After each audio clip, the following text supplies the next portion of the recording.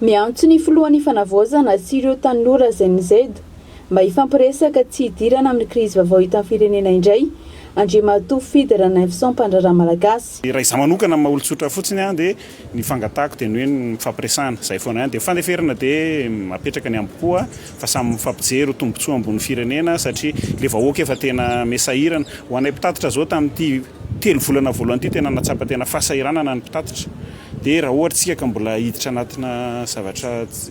anahirana indray dia reraka le vahoaka fa amiko izany raha ny hevitra amin'ny maha Fidera Neveson dia fampiresahana apetraka ny ambopo dia le tombotsoa ambony firenena no jerena dia mifanaja. Araka ny fanao-kevitra izay noentany dia efa misy tokoa ny ezaka nataon'ny fitondram-panjakana amin'ny fanovana izay notakiny ka izay no ilaina fampiresahana eo am-mpitondra sy ireo mpitolona ary mila fainganana ihany koa ny fanovana ho ny fanao-kevitra noentany Fidera Neveson mpandraharaha malagasy. Voalohany aloha dia fijeriko azy ny filohan'ny fanavozana efa misy ny ezaka izay efa atao sy ireo staff miaraka aminy ireo conseiller sy ny premier ministre vaovao izay efa voatendry eo koa ny membre ny gouvernement efa eo daholo io koa zao voatendry ny préfecture de police n'Antananarivo.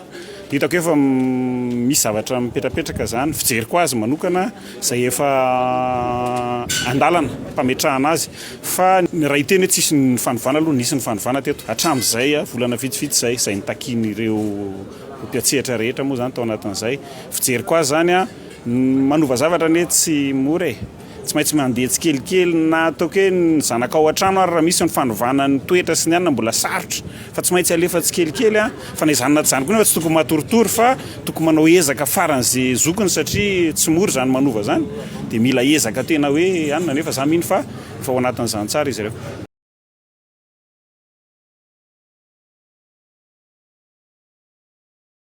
Fa ny amin'ny anio fotsiny aloha dia namarika an'izany ny fanokafana n'ilay atao hoe fiona amin'ny pirenen'ny tanora lancement officiel na coup d'envoi ny conférence nationale des jeunes izay tanterahany ery amin'ny efitrano fivoriana raisam-pirenena eny Ivato na ny centre de conférence internationale eny Ivato zany. Be dia be ny resaka mandeha, be dia be ny faneho-kevitra mandidan'izy io fa tsy memitra aloha zany fa dia raikitra miroso na dia ohatra ataontsika hoe faneho-kevitra maro samihafa misy filasanany hoe tsy handray anjara dia mety miteraka atevitra ihany amin'izany ny amin'ny hoe valabe misokatra io ny mety ho firosoana ao anatin'izany satria fa manomboka mipetraka ihany koa ireo karazana tety andro anisan'izany hoe amin'ny faharoan'ny volana mety zany dia efa mandeha sahady ny toyan'io ny androany io toy izany koa ny amin'ny fahatelon'ny volana me ohatra ny andro farany herinandro moa zany izy raha ny tena marina kokoa zany tady zany fa nazanona tsy zany dia raikitra zany io hoan'ny an'ny tanora satria fanokafana an'io fa hitatra hatrany amin'ny faritra efa niresadresahan'ny premier ministre lehibe ny gouvernement tao ny zavatra mahakasika ny tanora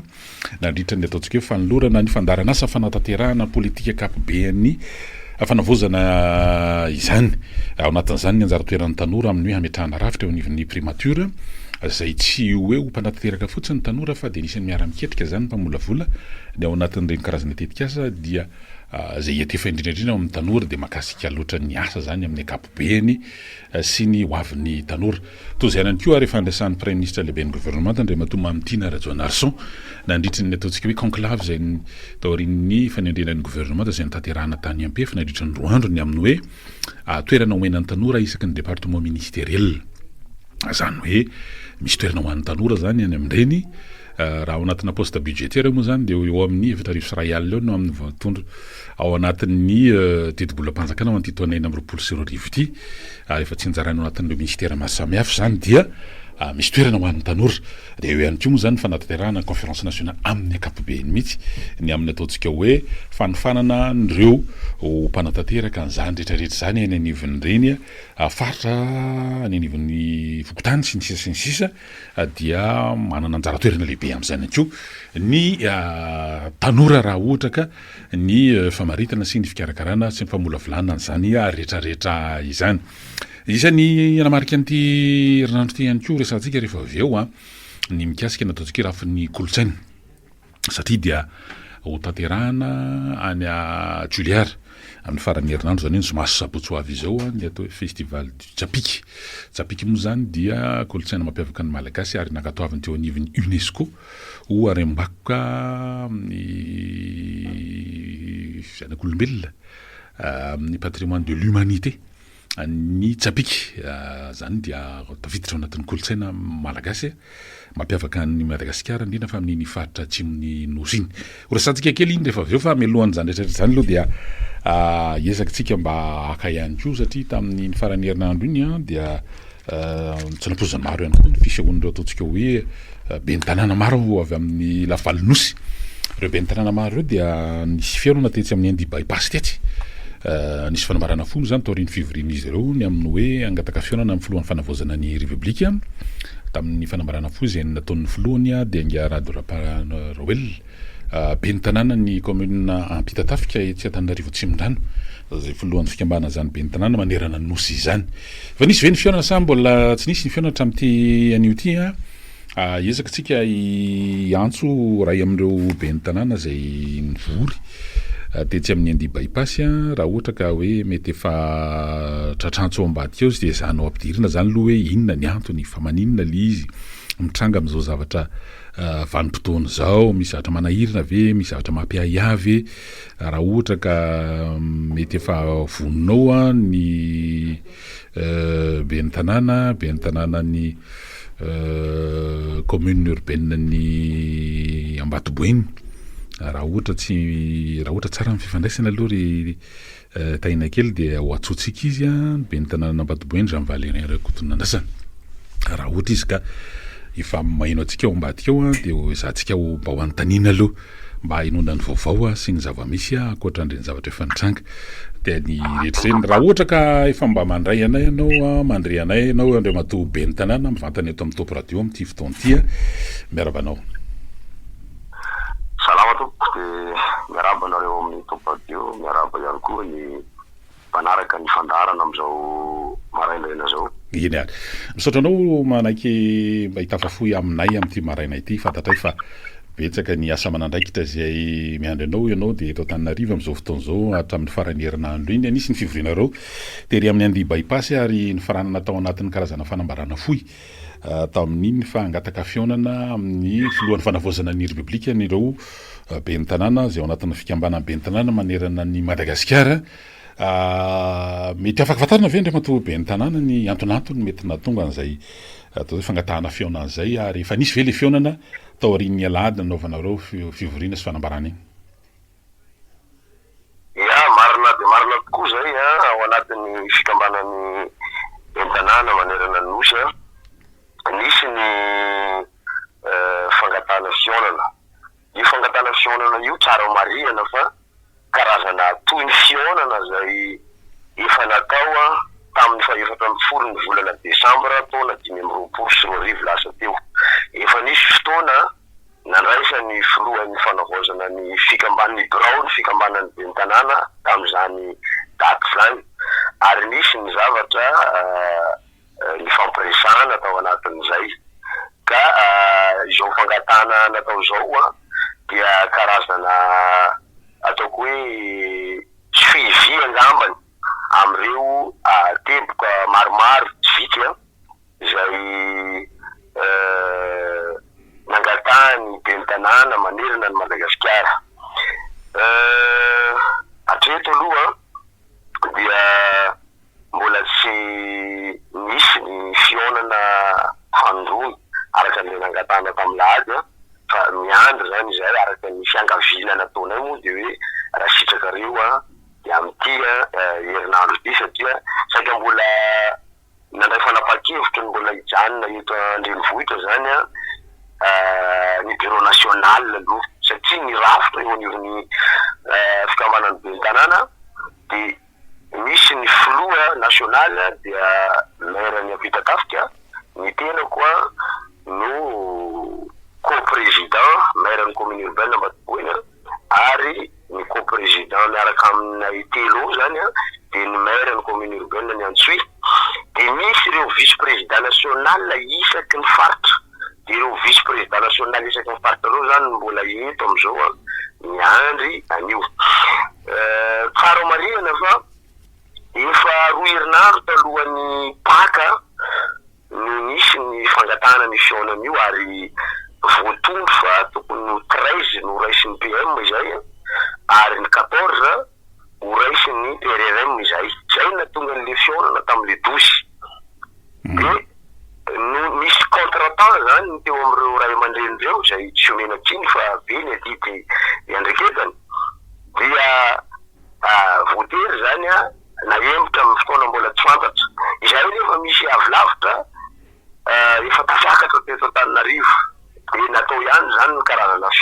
zava-ranonando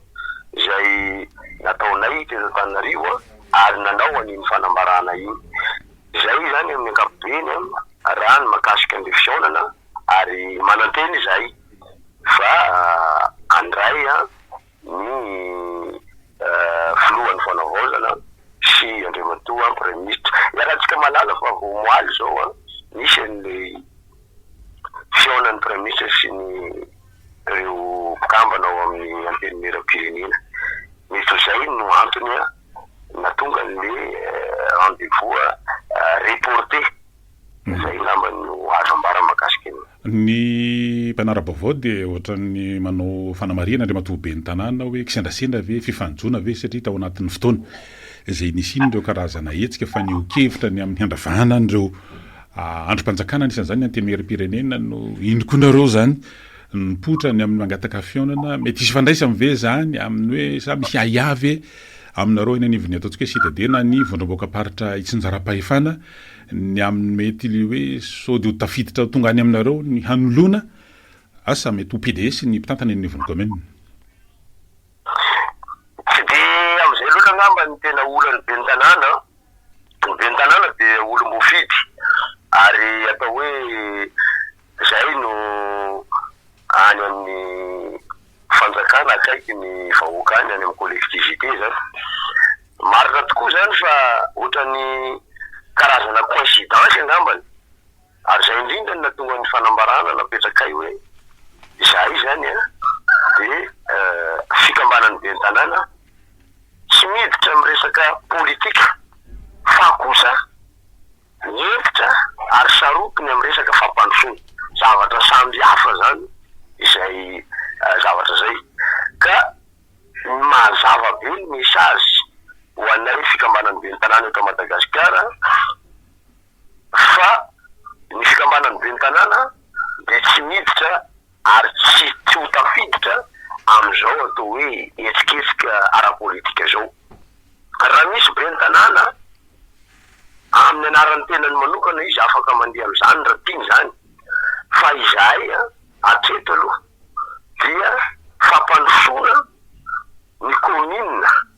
no antony angatana fiaonana amin'ireo tompona andraiki-panjakana atia Antananarivo satria fantatsika tsara fa miainga eto Antananarivo foana ny fampandrosoana aloha raha mbola zao rafitra misy zao ka rariny loatra raha miantefa any amin'ireo tompona ndraiky tanakoroa lehibe voalohany eto amin'ny firenena ny fangatana fiaonana. Araka ny teniko tao amin'ny fivoriana hoe iza dia mpitarika syndikaly taloha. Raha fa ny syndikaly mihetsika dia tsy maintsy misy foana ny resaka hoe misy ambadika politika io, misy mpamatsy vola io, sisisy. Fa tsotra ny teniko tamin'ny fotoana nitarika syndikaly tao amin'ny ministèren'ny fahasalamam-bahoaka hoe izay syndikaly tena izy syndikalista tena izy dia tsy miresaka amin'ny mpanohitra satria ny tanjona dia ampitombo ny vola ao anatin'ny bondekesy ka ny mpanohitra tsy afaka ampiditra ariary zato ao anatin'ny bondekesy. Ka ohatr'izay koa ny amaliko an'ireo feo mandeha io zavatra tsapa mety nasamy amin'ny fitondrana fanavaozana izy dia mety samy manana ny fomba fijeriny angambany zareo ao dia samy manana ny fomba fiheverany. Fa izahay eo ao anatin'ny fikambanany be ny tanàna dia tsy manavaka loko politika mihitsy. Fampandrosoana zany ny iombonana io, zay ihany ny hevitra iombonana ary zay ihany no mifampiresahana amin'ny mpitondra ankehitriny. Ka aoka zany azava tsara zany zay zavatra zay fa tsy misy ifandraisany amin'izao hetsika politika izao araka nazavaiko tary amboalohany hoe roa herinandro mialohan'ny paka no efa nisy ny accord tamin'ny fiaonana 13 tamin'ny PM 14 tamin'ny TRRM. Ady efa mipetraka ireo fa akefara moa nisy mihetsiketsiky io zay tsy hidiranay tsy niriko tsara mihitsy tsy hidiranay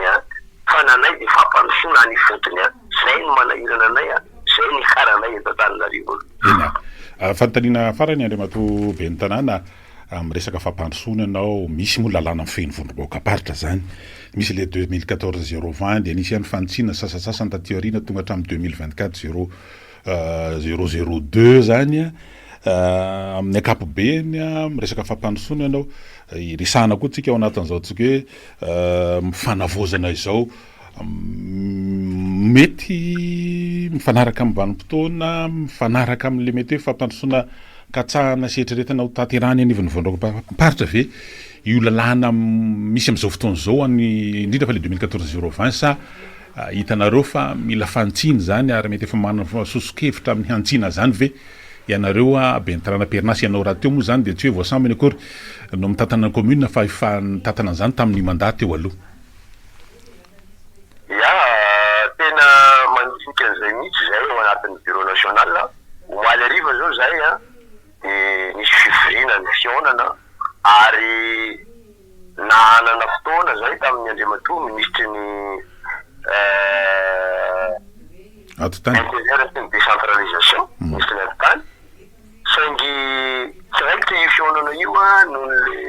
misy taorinan'ny tary amin'ny assemblée de nisy ny conseil taorinan'izay ny tena marina zany de misy lalàna mifanohitra eto amin'ny firenena ka izahay de eo amin'ny famomakomanana efa tsy teketsady ary tsy maintsy moa zany angatana ny ataoko hoe avalina ny ministère tutelle fa manomana zay karazana concertation andinina lalina makasika ny resaka lalàna ny fian'ny volom-bahoaka itsinjaram-pahefana satria raha tsy laza aminao fotsiny azy zany zao misy zavatra somary manahirana hoe amin'ny resaka vola hitra zao efa lazaina hoe hoalainy DGI no mitaky ny hetra ny EFT sy ny FPB ny etan-trano sy ny etan-tany zany ny eto Antananarivo de ohatra ny fampiverina any amin'ny commune fa ny any aminay ohatra ny commune urbaine Ambatovoany zao de mbola tsy afaka mizara taratasy fizara-ketra taratasy fitakiana hetra fa mbola tazominy zareo amin'ny contribution fa hoe mbola tsy nahazo baiko sahirana ny commune fotoana nefa zao fa manomboka miakatra ny vokatra tokony efa ho zaraina de lalàna ny mamaritra zany mila misy zavatra amboarina raha tsy laza kotsika makasika amresaka ohatra hoe fourrière ny lalàna de milaza fa 20 ariary isan'andro ny karamany fourrière am'izao nefa niara zany 20 ariary zany izy ny andry ombona mora misy ombo mikitra fourrière sotry zany de mila hity zany io ihany koa no makasika andresaka hoe ataoko hoe ny indemnité de fonction zay tsy mitovy mihitsy eto Madagasikara za zao be ny tanàna efa intelo any lary be ny tanàna am'izao de tsy mbola nandray indemnité de fonction mihitsy akany amin'ny commune fa karama mampiasa mpanjakana anakay ihany no raisy satria za mpiasa mpanjakana fa any amin'ny faritra sasany de akoatra ny mpampianaka ny voalazany lalàna tokony andray karama tokoly fa any amin'ny faritra sasany misy fonctionnaire hafa mandray de tsy mitovy zany ny traitement fa misy koa n'olon-defidy hafa akoatra ny be ny tanàna de tsisy kesikilà io atao firenena fa raha fampiasa mpanjakana izy sady raisy ny karamany any mampiasa mpanjakana raisy zany rehetra zany mila fandaminana misy koa farany angambany ohatra anao makasiky ny raha ny collectivité anankiray dia ohatra ny commune urbaine zao de any amin'ny trésor ny vola de iaran'le principal hoe unicité de caisse zay rehefa tonga anao manao ny asa commune zay mety tsisy vola ny trésor fa tokony anana zay caisse trésorerie municipal zay ohatra n'Antananarivo zao raha ny fahafantarako azy tena mitokana mihitsy ny anazy de am'izay fotoana zay tokony resaka hoe contrôle a posteriori tena atao matanjaka sy be ny tanàna manao vonazy na mangala tanàna manokodina vola fanjakana am'izay fotoana zay de tena hoe ampiarina ny sazy tsy isina hoe ty namako na ty mitovy loko amina fa tena tsy mandrotsy ny commune fa mahavesatra be ny commune resaka procédure amin'ny resaka ohatra hoe passation marché public zavatra loatra zany zany tena hoe mila jerena ka mahatonga anay mieritreretra hoe iresaka miva andaminana ny resaka concertation nationale zay ho ataony be ny tanàna mialohan'le tena concertation efa manomboka ho araka voalazo aloha na ny Alibato na ny jeunesse na ny tanora zany fa misy koa na ny ben'ny tanàna zany eo ampanitsarana zany eo ampiketriketrena zany zay atsindriky foana fa fampandrosoana no manosika anay hieritseritra ny zavatra ohatr'izany satria marina fa ny ben'ny tanàna mandalo fa misy koa ny ben'ny tanàna mampitelo efatra dimy mandato efa hieritseretina ihany koa zany